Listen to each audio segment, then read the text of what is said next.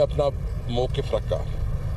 हमने उसको बताया कि सबसे पहले बात तो ये है कि ऑलरेडी कासिम खान सूरी जब स्पीकर थे तो इन्होंने एक प्रोसेस मुकम्मल किया था।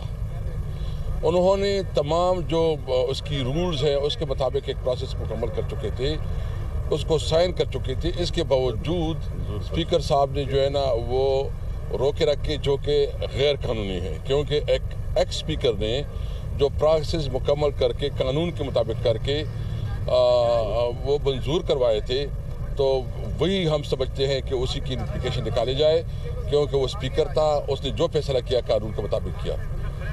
दूसरी बात यह है कि हमने उसके साथ ये भी बात की, उसने कहा कि हम जो है ना सारे मेंबर आएंगे, वो जो हैंड रेटिंग हमें देंगे, हम तसल्ली करेंगे।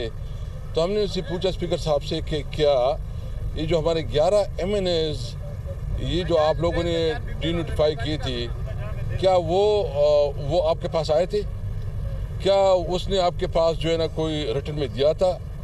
उसके पास कोई जवाब नहीं था। वो कह रहे थे कि कोई ट्वीट किया था। मैंने कहा असल मसला ये था कि वो एक सियासी फैसला था उनके ख्याल में वो कमज़ोर हल्के थे और उन हल्कों में उन्होंने इलेक्शन करवाए, उसमें भी इनको पशेमानी उठानी पड़ी, उसको भी उसमें शर्मिंदगी उठानी पड़ी।